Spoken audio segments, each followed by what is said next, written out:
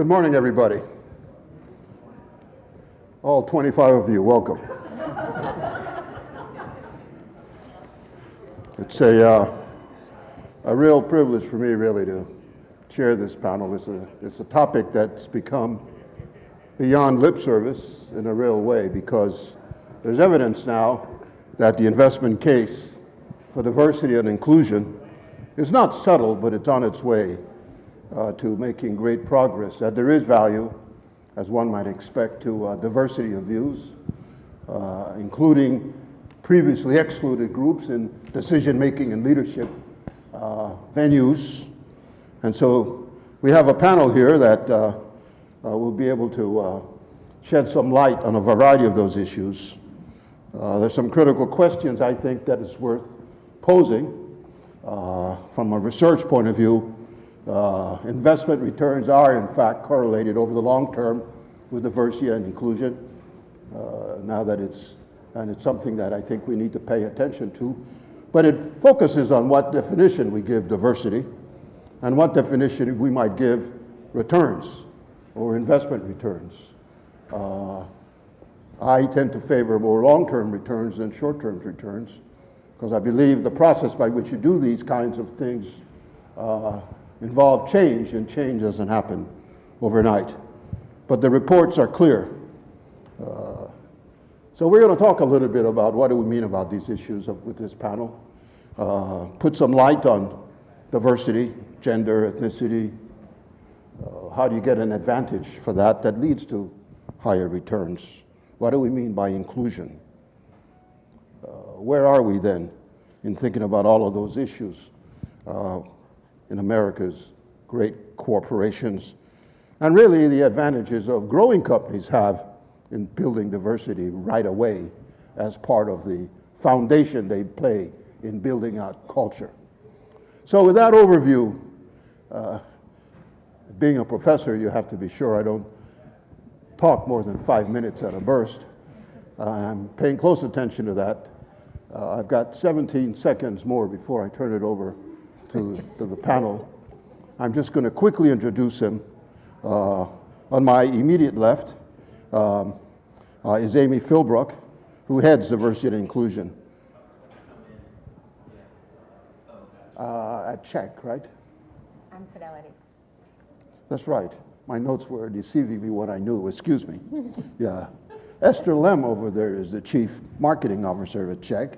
Just wave your hand so people know who you are. And on the far left of her is Marius Eistrid, Chief People Officer at Opath, which is an interesting company in itself.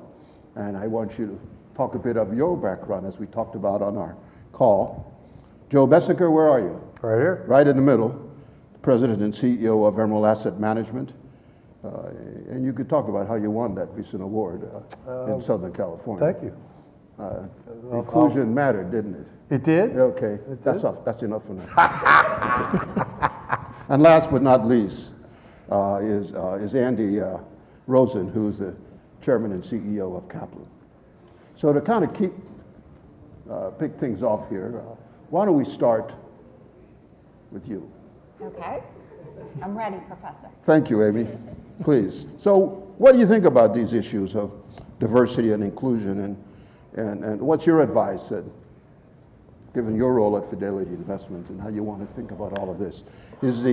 Are we really beyond lip service? I think we should be. I think in a lot of cases we are, and in a lot of cases we're not. And there are a few things that I think about. So I'm relatively new to this space, but I've been in the asset management investment industry for going on 24 years. Here's how I think about it. I have to keep things simple. So the business case has been around for 2 or 3 decades. I don't think there's anybody out there who really doesn't understand that your returns, your profitability, your operating efficiency are better off when you have a more diverse representation in your workforce. And so why are we still talking about it? And why are we still telling ourselves that this is really hard and intractable and it's going to take a long time to solve? When I talk to business leaders and I talk about there is a strategic risk and a strategic growth opportunity right in front of you with clear data supporting it, There's no other category of that type of opportunity that I could talk about where business leaders would say, yeah, I'm going to let that incrementally improve over the next couple of decades. And I'm going to hope that the millennials and Gen Z entering the workforce, they're going to solve that by the time they rise into leadership. Like, I can't think of another business challenge that presents tremendous risk and tremendous strategic growth opportunity where we would be content with that.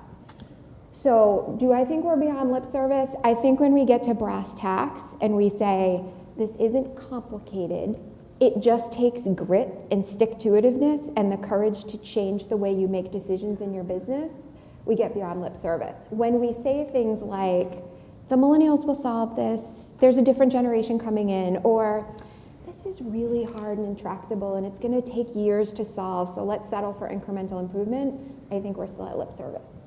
Well, that's a powerful set of words. Grit, the power to change. Don't leave it to the millennials.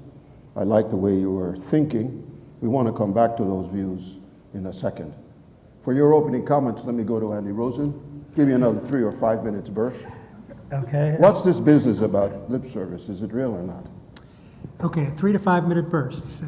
Yeah, that way we can come back around. Well, first of all, I couldn't agree more with what Amy just said, and I want to incorporate your comments by reference and just say, you know, there's nobody in this room, and there's, you know, few leaders in corporate America, I think, who don't understand that a diversity of viewpoints is important.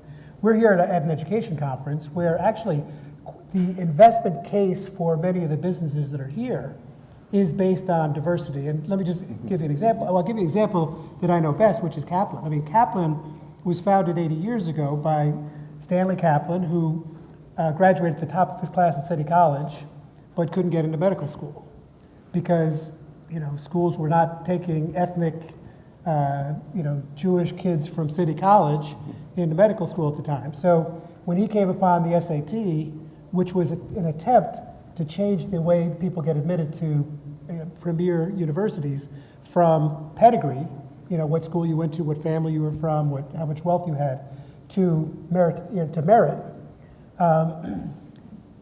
He built a business around helping the immigrant and ethnic population of New York City succeed on that test so that they could get into schools that they were otherwise shut out from. So Kaplan was built on this notion of meritocracy, bringing diversity to the premier institutions. And as we've extended over the course of the years, the largest single part of our business right now is bringing international students from every country on earth to universities and institutions in the United States and the United Kingdom, in Australia, and so on. So we bring more students to the United States than anybody else in the world. We bring more students into the UK or Australia, and we bring more students out of China or Korea, Saudi Arabia, Nigeria to study in the West than anyone else. And so our business is really, you know, you want to talk about an investment case. The investment case for Kaplan is based on diversity. And we can talk when I'm, you know, if I get another maybe 2 minute burst later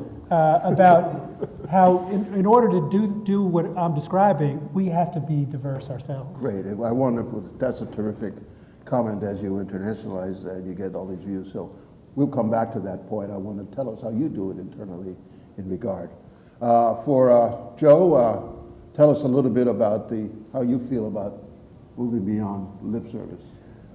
Well, I do believe, my name is Joe Bessiker. I run a company called Emerald Asset Management, and one of the big differentiators between myself and most of this panel is I'm located in Lancaster, Pennsylvania, which is not Boston or San Francisco or the Bay Area or the great metropolis of Los Angeles. So we have additional challenges on top of what would be normal challenges. Lancaster isn't exactly the most diverse capital of the world. And so I was saying to somebody when I was talking about getting on this panel is when we first started as a very young entrepreneurial firm trying to do something that we've somewhat accomplished at this point. And our belief is that research is the key to what we do. We have 22 research analysts, something like 8 investment portfolio managers. But we weren't always like that. So when we started, we took whoever would make the sacrifice to do what we were trying to accomplish. And it was a difficult task to ask somebody to work for next to nothing to come to accomplish this dream. They have families, they have other things. So we didn't have the opportunity necessarily to be diverse, but we were very fortunate that we had a woman by the name of Stacy Sears that came through our intern program that very rapidly has now become one of our top investment professionals on the asset manager side. She's a portfolio manager. But in the early days, we would go make presentations. You talked about Los Angeles, it's a little different. Back then when we were regionally trying to get assets, we would typically have somebody from the board, not from the consulting side. So the way it works in the investment management business is you have the plan sponsor, the people that want their money managed, you have a consultant, and then you have a board. So we were typically going to boards, that wasn't with our mutual fund business, but on our institutional business. And not long after we would present, someone from the board would run out, they would look at us, and it was obvious that we weren't extremely diverse at that point. And they would say, you know, what's your plans for diversity? And so they had to take a little bit of leap of faith on my word and our word that as we grew and had assets, I mean, when you have no assets, you know, we've grown from 0 assets under management to over $6 billion. We're one of the top small cap managers in the country as far as performance, but those early days were difficult. We're an extremely diverse firm now, mostly through our internship program. And one of the reasons for that is there's many statistics, and I'll read you one. It's good business. In 2015, Morningstar study found investment teams that were made up of both women and men consistently deliver better returns, with equity funds overseen by mixed teams outperforming either gender, working alone on a 3, 5, and 10-year basis. Mm-hmm. That diversity of thought, that diversity of opinions, and you can make whatever judgment you want as to why that is, but the fact is that mixed teams work. Additionally, I would argue that since we're extremely diverse in not just gender, but in all cultures, that also gives us a leg up, a difference of opinion. And this is all at the portfolio management side and the research side. And then lastly, there's some very alarming statistics about, you know, we have a small venture fund, and I've been very fortunate to have Steve Russell, who came from the state of Pennsylvania teachers, who happens to be a person of color, and he was in that space for the teachers, so I picked him off. That was my client. They didn't like that too much, but you know, I was able to pick him off, and he worked on some of our venture activities because, well, he was one of the most qualified guys that I knew. He left me. He left me for back in 2001. He left us to start a venture firm based on his passion of trying to have a minority-owned venture capital firm. It didn't work out. We took him back with open arms, but now all that experience that he had has been very useful to us, and we're using him in that capacity. Our business, as you'll know, is a very difficult business, very competitive business. We often get the bias of what can somebody in Lancaster, Pennsylvania, how could you people know, you know, you're not in you know, Boston, you're not in New York, you're not in California, in the Silicon Valley. Well, we make over 2,000 company visits and we compete very well. And it's those very people that go out and do that for us that are extremely diverse, that give us that pool of knowledge to be able to perform. Diversity is something that's extremely important, but as with everything, people have to perform. And that performance comes, I believe in the 3 Ps. I think if you have the right process and you have the right people, you'll get performance. And those people that we have are doing that process, and we're getting tremendous performance. That diversity aspect of it helps us in 2 ways. It helps us with a diverse view as we execute our process, and it also helps us, quite honestly, in the marketing side, so that when the plan sponsors and the consultants see a very diverse team, that gives us a leg up in our competition. Good. Thank you for that, Joe. We'll come back to you on some issues of diversity in investment services generally, as well as asset management, because we have, besides you, Amy's here also. Right. And she faces that with a much larger firm. A much larger firm. Well, just a little bit larger. Okay, we'll leave that right there. Esther, tell us a little bit about your view of, is it lip service, is it not? Are we beyond lip services? Are some of the statistics that Joe has suggested and the relationship, the business case is settled? What do you think? Yeah, so I agree that we're not where we need to be, but a little bit about CHAG. We're a student-focused, so direct-to-consumer digital platform that provides learning services for students, primarily college students and high school students.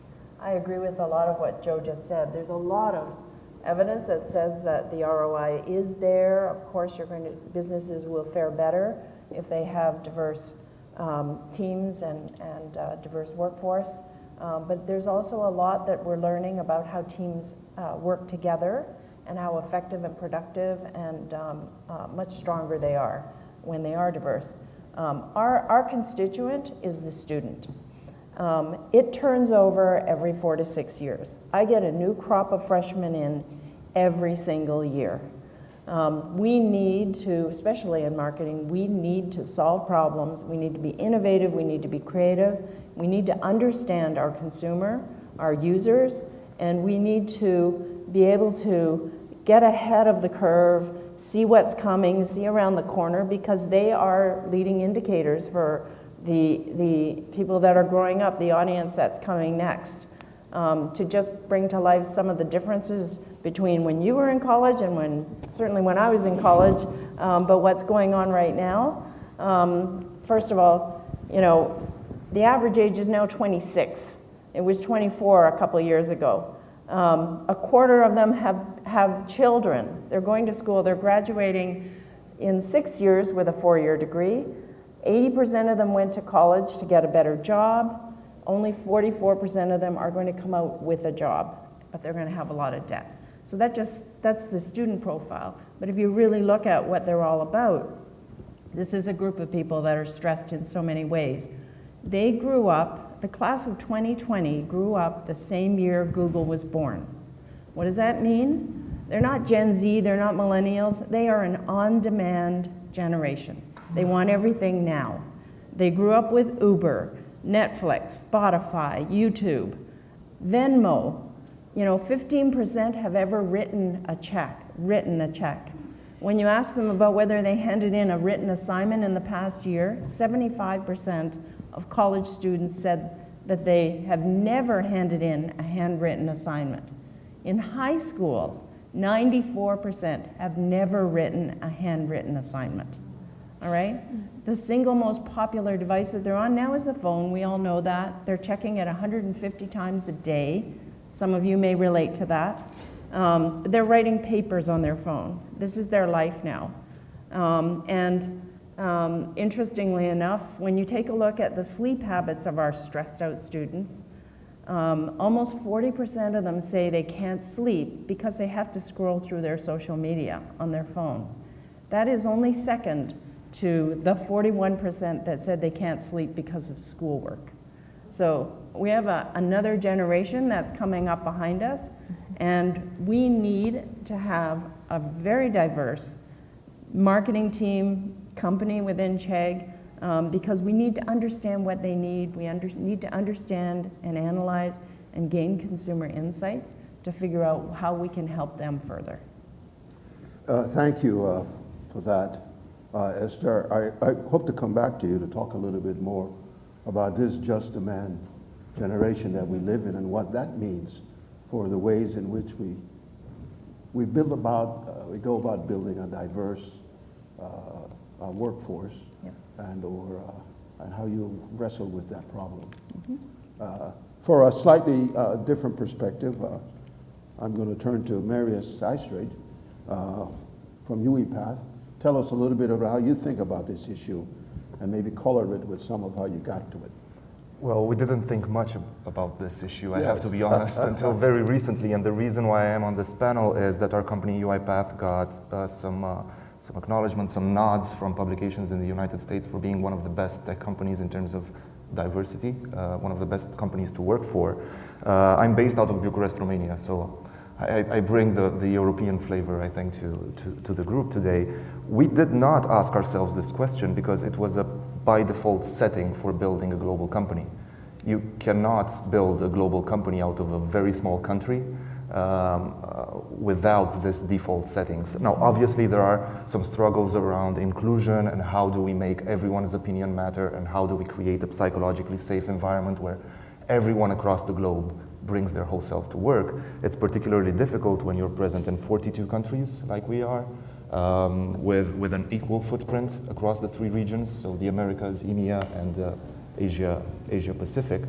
But I started researching this subject more in depth, not just in preparation for this conference, but over the last, let's say, approximately 7-8 months, to understand why there is a difference in perception and why it is still an issue here in the United States and why we are still having these debates. And I'd like to quote a report from the World Bank that was released just end of February of this year. It's called Business, Women and Law, and it studies the impact of reforms over the past 10 years across the globe to kind of close the gender pay gap in the workplace. And funnily enough, you're going to find all European countries above the United States in this ranking, all of them, including Albania, Moldova, which are the poorest European countries, Kosovo, Serbia, Croatia, that have been in a conflict situation, in a war situation in the last 30 years, are above the United States. Kenya has the same ranking as the United States. And the reason why that is that the legal framework has not evolved sufficiently fast. This is the perception of the evaluation of the World Bank of the situation. So I've asked myself, is there something in the legal framework of European countries that has allowed for this to happen, for us to start with a default setting for diversity? And yes, there is. And for a while, to be completely transparent and honest, especially in former communist countries in Europe, it was just lip service. Politicians and people who wrote those laws did not believe in them. But by force of repetition, over the course of 2 generations, you end up in a situation where, for example, women are an active part of the workforce just like men. It is expected for there not to be any sort of discrimination in the workplace.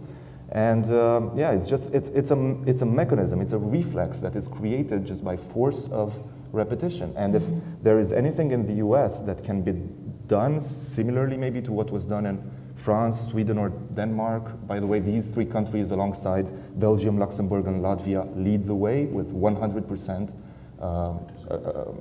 in terms of ranking, right? They are number 1 because their legal framework does not allow for any discrimination from this point of view.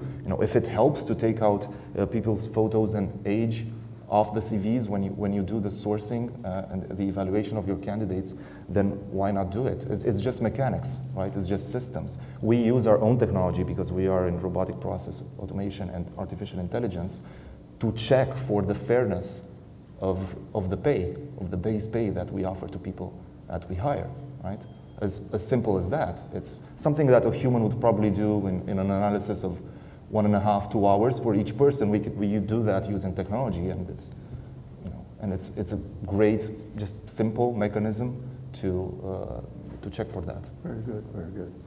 There are a couple of issues that this panel seems to agree upon clearly, that why are we still talking about this, particularly in the United States? And with the last comment, the European countries are far advanced on this issue. Many professionals, whether it's doctors or dentists in European countries, are women, for example. And while the business part may be men, the governance now is increasingly women. In European countries, boards of directors, the rules are that they have to be a majority of women on the board. And we are basically struggling here in the United States to have 10, 12% of women on the board. Forget about a majority in that regard. So there are these issues, and I'd like for the panel now to maybe turn to the extent that there's this liberating channel, and we're still talking about it. How should we begin to think of coming to a solution that is, let's say, more comparable to where the Europeans might be, as an example? And then talk about the whole issue of how does the regulatory framework or compliance, what role does that play in establishing, if you will, the context upon which diversity can happen a lot quicker? Amy, can I start all over with you again? Yeah, you can. So, so let me just set some context for folks in the room who aren't familiar with Fidelity Investments. So we have about 45,000 employees. About 1,000 of them manage money. So I'm going to leave the asset management investment expertise of this to Joe.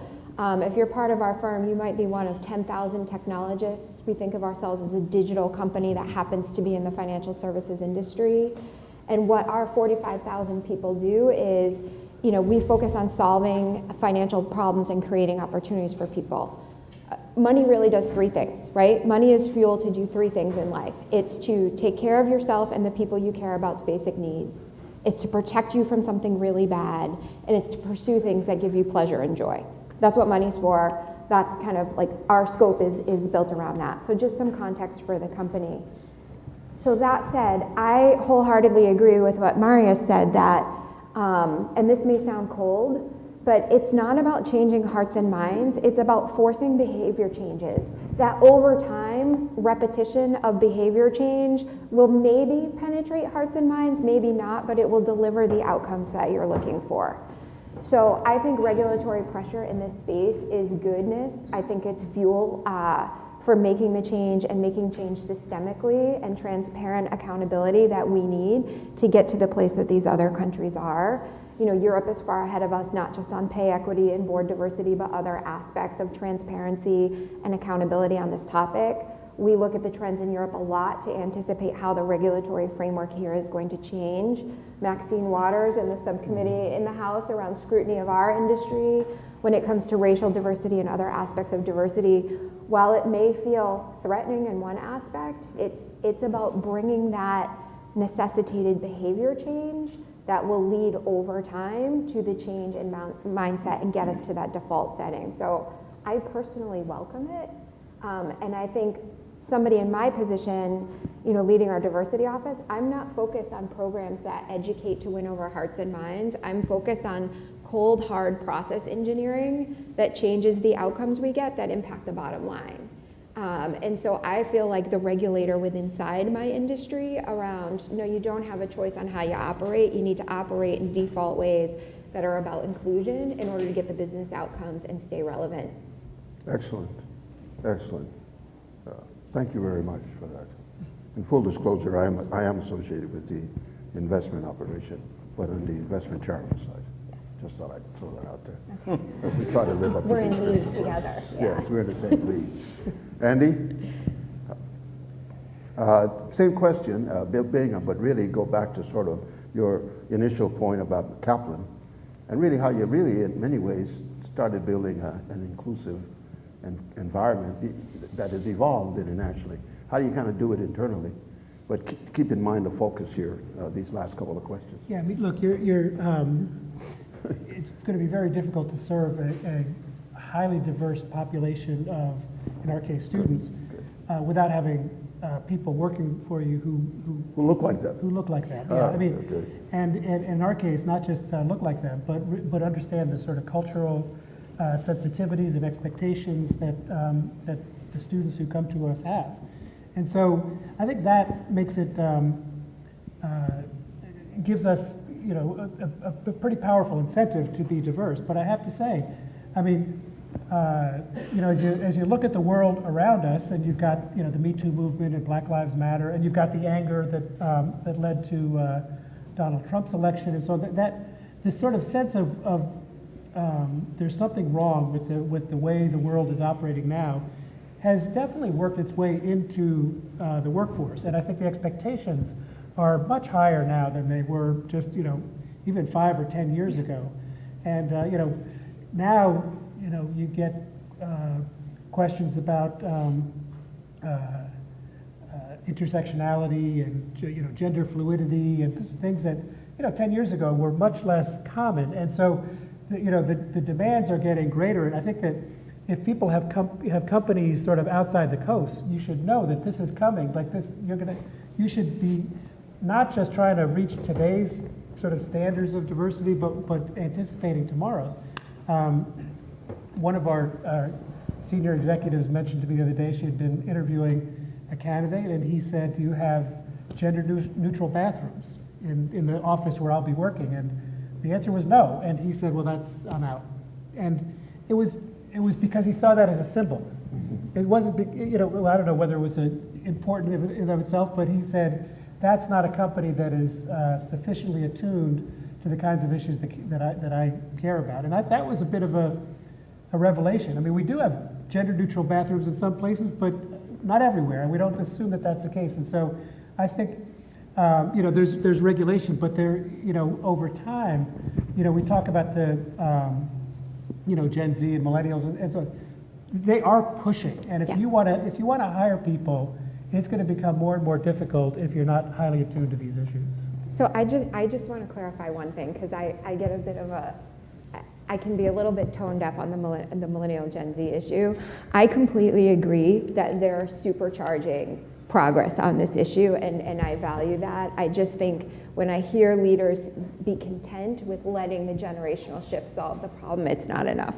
Yeah, I'm not suggesting that you're saying otherwise. I'm just saying that if you think, well, I think we're going to be okay because we're sort of surviving under the current definitions or expectations of diversity, you're behind because the world is continuing to change. So you better get your act together on that. Yeah, it's about being relevant in the context that you live. I don't know about you guys, but I was born, I will live, and then I'm going to die. And that's going to happen sooner rather than later. I want to leave 15 minutes so that those in the audience who are assembling the questions they'd like to ask you as we speak have voice.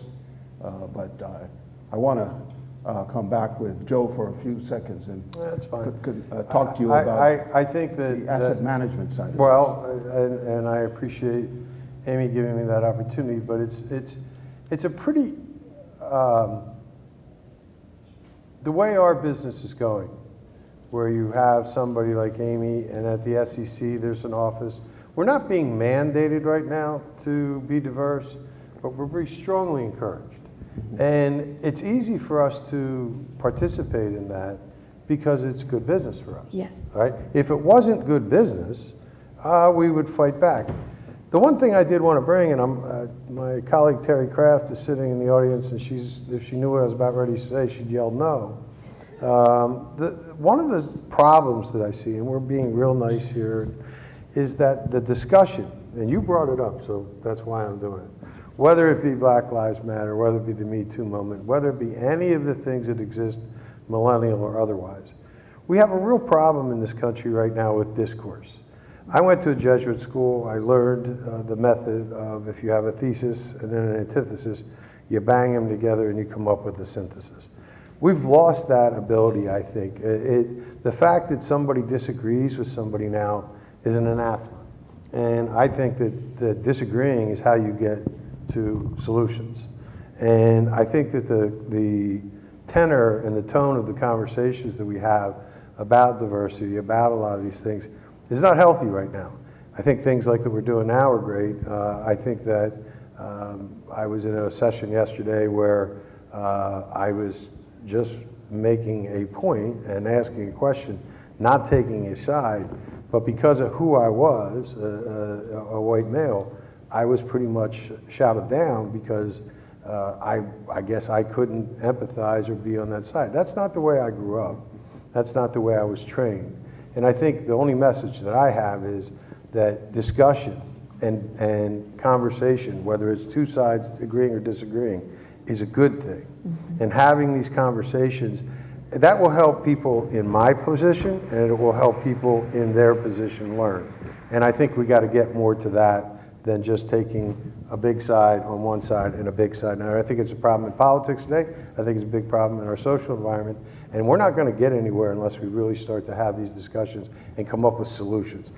What I do for a living is to try to find solutions. I'm trying to make investments. Yeah. So I'm constantly, in our rooms, we're constantly battling to see what kind of investment is. I think it's a good process for everybody else. And if some people are more open to disagreeing opinions and then coming up with solutions, we'd be better off. Yeah, although I just would note that when people raise issues that they see in our workforce and say, I think we need to be better, I think they're doing exactly what you're describing. In a way, yeah, I agree. You know, I mean, like, It's just the how fact it's that people received are, and how are saying that it's this how is the not- platform yeah. goes. I agree with The you. fact that people say this is not sufficient, to me, doesn't make them. No, I agree with that. I think they're trying to improve the company. I agree. Well, with that interlude, let me move on. I think we can disagree, but we don't need to be disagreeable. Correct. I guess really is the way I'd summarize that. And I think you're right, because progress is made only when there is friction. Correct. I mean, that's just the physics of life. And so you got to collide. And come up Thank with you a for solution. reminding us, exactly. So, Esther, given your clients and who you work with here, tell us a little bit more about kind of how you see regulation kind of affecting, or maybe you don't have to, Yeah. for where it's happening naturally because of what's going on. Yeah, so I can only speak from the experience that I'm going through. I talked about the need to have a very diverse team within the organization, and we at CHEG really value upfront discussion and especially around issues and stuff like that. But 55% of students are female. Yet something happens when they get to the workforce. And I don't understand why. I'm a female leader. I've worked really hard at trying to bring in the best people for the job. And we at CHEG happen to have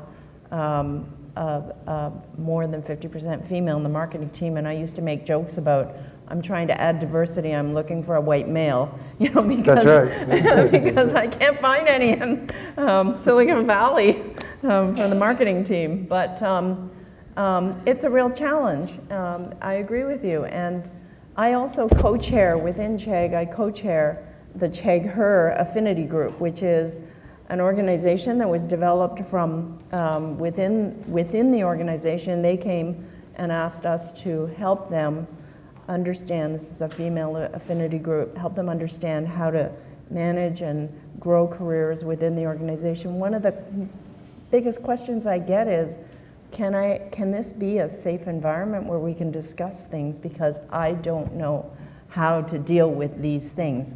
Very personal issues, and they just need an environment to talk about that.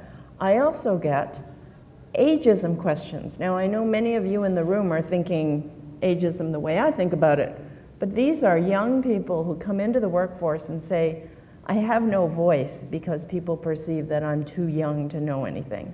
I don't have the experience.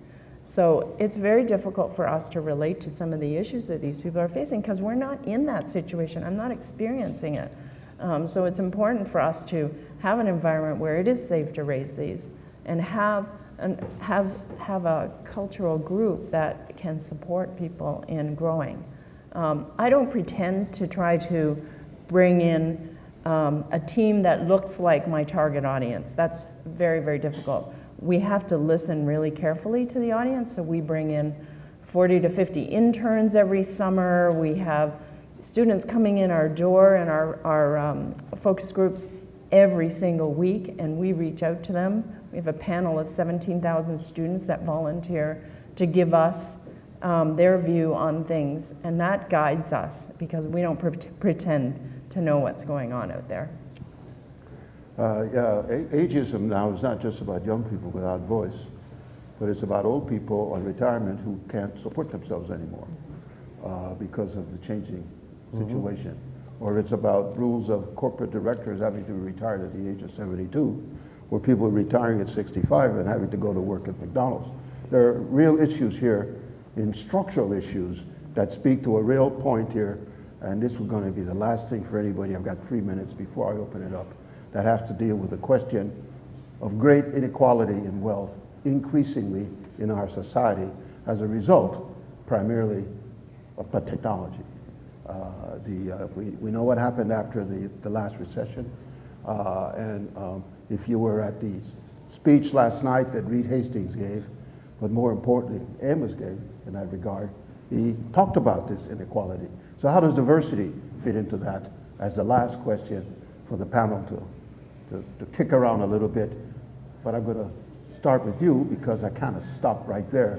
So you can piggyback a little bit and then take us into this while I let everybody else think about that. Of course. First of all, I'd like to build on what Joe and That's okay. Esther just mentioned now.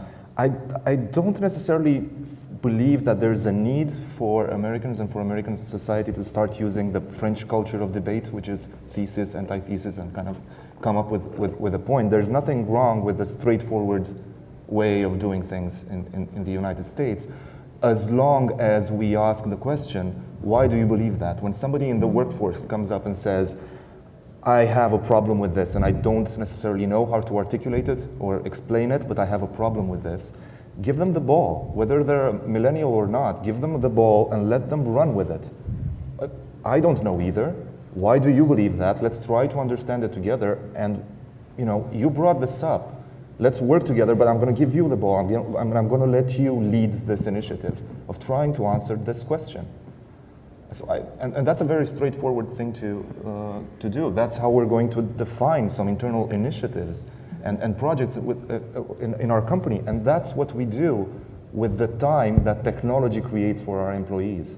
This is what UiPath does. We essentially carve out pieces of time where employees can go and be creative and have initiatives that they wouldn't have had time for otherwise because they were doing the tedious, repetitive tasks, right? Mm-hmm. That's what we do with that time. We go and we solve for these problems. And yeah, I know it's not ideal, and I know that companies cannot define the way that society fundamentally operates, and a lot of the points that we've mentioned on this panel relate more to politics than to the way the companies operate, but still, we have an opportunity here. This is what technology can do for us, right? Free up time, give people the time to focus on these issues. And well, since seeing as how you alluded to it, there is a real question then of leadership, and values and tone at the top, and really what the fundamental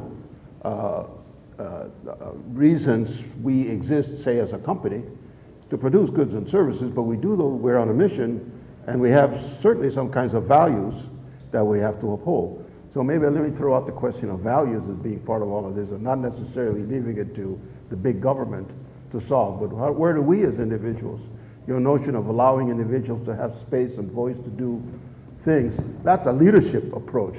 That's different than say, I'm going to tell you what to do so you don't have to think. It's also an education approach, right? It's not just a leadership approach. It's an open and inclusive leadership approach, but it's also a question of education. The reason why young people, and note, I'm a millennial, just so you know. So the reason why we don't know how to solve certain problems is because we lack education to solve certain problems. Mm-hmm. We were never trained to be financially literate and to understand. I'm a computer science graduate, so I was not trained to understand P&Ls and the way a company operates and the way stock operates in a company, and what is fair and what is unfair. And then it gets complicated when you do it in a global context, right? Not just for the US, but in a global context. So we weren't trained for this. We obviously don't know how to answer these questions. You know part of the answers with research, and we can probably build something that's better and fair for a global company over time. Well, I think I make a living of researching companies, yeah. All right, of looking at businesses, both public and private, all right? And one of the challenges that exists today is that when you start a company, your company is started and things are happening, there's a great deal of sacrifice done at that level. So when you started, when you were at Chegg for wherever, however long, how many years have you been there? 8 years. 8 years. And how long has the company been in existence? 10. Okay, so you were there pretty early. Yep. There were sacrifices. You built a culture. Chegg is a culture, a big time culture. And your leadership is as a person, there are people that are leaders and thought leaders and whatever. But let me ask you a question. One of the challenges I see in every company that we deal with as they grow, and we specialize in small cap, the small cap world. That's primarily what we do, although we go down to the lower level into the venture, and then we obviously go upstream somewhat. But 20 seconds, Joe. Okay, I just want to know the challenges, the fact that you've made great sacrifices at that point. And it's great to hear the opinions of somebody that comes in that's new, but they don't really understand the foundational things that you had to do building this company to get to that point. And the further you get away from that nucleus, there's a lack, you said, a lack of understanding, lots of research, things you don't know. And so the idea is to try to make sure that we communicate that position that you were in 8 years ago to the people that are coming in. I think that would help the cause a lot. Can I just want to say, Well, just a second. Let me leave it here. Is anybody in the audience who has a question that they really have to get out at this point? I want to be sure that you're not short-circuited. Yes, ma'am. Oh, okay. I was just going to tie together these questions of leadership values and the question about technology, and I just think about this in three dynamics. So technology's played a role in being the great equalizer, where none of us know everything anymore and everybody has the ability to learn everything, right? So that's how it's a great equalizer. Technology has become a force that can be used either intentionally or unintentionally to be an oppressor, right? So AI algorithms can create oppression and suppression, or they can create equity. And then the last thing I would say that technology has done is it has changed the social contract between what you experience as discourse and agency in your personal life and the traditional corporate hierarchy that has created great wealth and success in this country or in the world for decades. And you have those two things colliding in the workplace right now.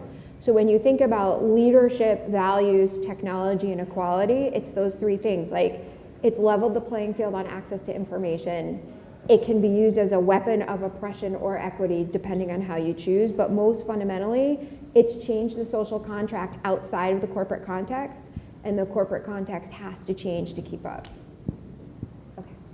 Well, that was well said. It was worth the time, right? Do I see some hands back there? Yes. Well, and right behind you. Did you? But she didn't ask her question yet. Oh, you didn't ask your question yet? No, but she yielded her time. So let's get somebody. Let's get the guy in back. Then we'll come back to you. Yes, ma'am. Oh my goodness! So much equity in this room. I love it. Go ahead. Okay, so Joe brought up having constructive conversations about issues like the Me Too movement, Black Lives Matter, etc.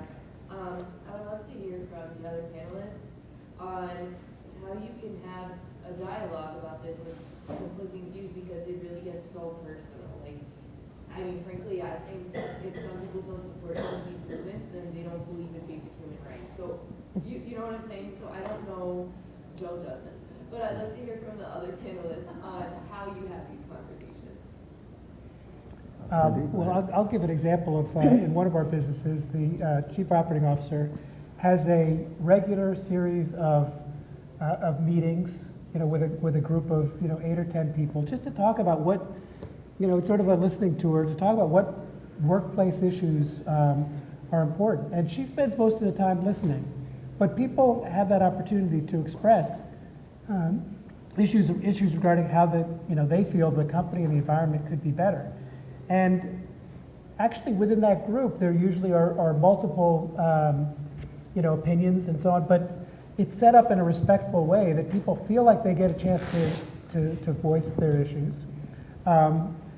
Sometimes everybody agrees, sometimes it gets pushback, but people feel heard, and they are heard. That is, there's points that come out that you realize, well, as a company, we should be better on that. And so I don't think most people insist that you have to do everything that they say right now, but what they want is to see that you are listening and that you're moving in the direction that they're pushing. Now, would they prefer you go faster? Would they prefer you go further?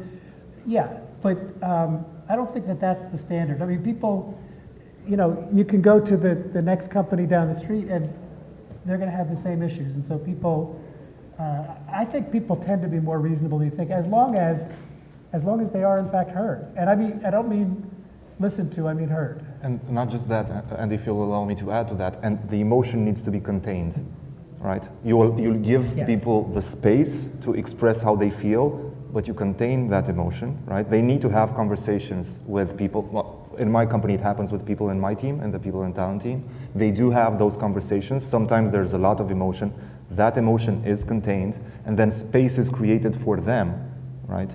To go and express their opinion publicly, to participate in the events they want to participate in, to make a point and to deliver the message that they have to deliver. In the workplace, however, what we work towards is containing that emotion. As you said, not just listening and active listening and saying, I hear you and I understand you, but containing the emotion. It's highly important so that we, again, create the space where people go out and do something about it after work. May I add to this? I'll be brief, I promise.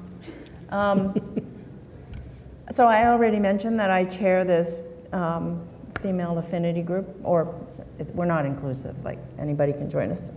But I get a lot of questions, and I have to talk to my CEO about them because and I hope I'm being PC correct here and everything, but he's a white male and highly sensitive to even having a conversation about some of these topics that you're raising for exactly the reasons everyone's describing. And he's like, you can talk about this, you can't talk about this. This affinity group has come to me and said, can we go off-site and just spend some time with you to talk about some of these issues in an environment where we can just talk amongst ourselves safely. And they're begging for these open conversations in a non-emotional, I mean, it will be emotional, let's be serious, but it's a safe emotional environment. And they need some guidance. They need a voice of leadership or experience or some seasoning to help guide them through these conversations. Not that I have an answer, but they do need someone that is more than 24 that can help them, just be able to voice these concerns. So I raise it only because there's so much sensitivity. Like our CEO is super sensitive about this, trying to follow the rules of the law and do what's right. And I have a slightly different perspective on it, and it's like, how do you build an environment of trust? A safe environment of trust where you can have these conversations. And CEOs are not trained psychologists, and it's okay for them not to be trained psychologists, but it comes in handy. One trained psychologist comes in handy in a situation like this. I mean, if you can find one in your organization or outside, bring an external one to help. I would just note that one of our businesses, there was a group of women who created a women's group, and they said that we're going to have a meeting and people are invited, and they were actually quite unhappy that there were only 3 men who came to that meeting, and they called it the sisterhood, and I think the men just felt like that would be like, I think they were, everybody was in a bit of a box, but now I think maybe we know in that unit that men should have come to the sisterhood meeting because it was viewed as diminishing the importance of it. It was that was definitely not the intent, as I understand it. Okay, let me return to the audience. Yes, ma'am. I'm a psychologist, just Yay! just so you know. And I don't. Is this on? My question is back to the issue of regulation. And what you each, and those of you who've thought about regulation, what you envision about how that would change the actual interactions on the ground, sort of in terms of bias and glass ceiling and kind of the pushback that we sort of see with affirmative action now, sort of, when things are regulated, people haven't earned it, that line that people have. And so I just wondered your thoughts about implementing regulation and how it actually would work in the workplace. Yeah, so I understand all the risks and I understand all the sides of the argument around affirmative action, and the last thing we want to do is create a system that makes anyone feel tokenized. But I heard something that I thought was really smart on the Education Without Representation panel yesterday, which is when you're the one of only, you're the token. When there's 2 or more, it's no longer tokenism. So I happen to be a firm believer in affirmative action, but I think it's dependent upon the institutions that have to operate within these regulations to be extremely intentional and invested in scrutiny of the how. So I'm a process engineer by nature and by trade, maybe an odd background to find in your diversity and inclusion leader. But to me, I hope regulation focuses on transparency, not just of the what, but also of the how. And I think the corporate mandate is to put 80% of your investment in the how and trust that the 20% of the what will come. At 3 is a crowd, if you want to get anything down. Yes. Any other comments from the audience before we Can I add to this, add a bit of flavor again to this answer? It's not a question of imposing a sort of culture police on people. Regulations will not achieve that. That's right. It's creating an infrastructure where behavior is naturally, you nudge people into a certain type of behavior. That's what regulations should support, right? It's not about saying in the workplace, you're not allowed to say that, and then putting it up on the walls, and that's it. It's never going to happen again, right? It's not that. It's nudging people towards a certain behavior, and I always come back to this example of the anonymized CVs, right, in decision making. You're just nudging people to making the right decision. That's it. Well, I think with that, we're almost at the end of our time right here, and it might be useful, unless there are other questions from our audience, to summarize. I just want to make a couple of points right here, and nudging speaks directly to it. If you want to see a different world, you have to participate, and you can't be an observer in the change process. And nudging is one way of changing behavior. And it really is about behavior and the way people act, particularly if you're in a firm and you understand that the research shows that gender and or ethnicity in terms of participation in corporate organizations and groups has a positive effect on earnings if you want an advantage. And so this can be perfectly aligned with your profit motive. And to the extent that how you create this is difficult, but life is not necessarily a I win, you lose game. Growth allows you the prospects of making everybody better off. And it is leadership in the enterprise that makes the nudging possible. So with that, I suggest that you take the evidence to heart and go out and nudge your leadership, have an open conversation with them, use your voice, use your total presence, and you will make a difference. Thank you all for allowing us to share some comments with you.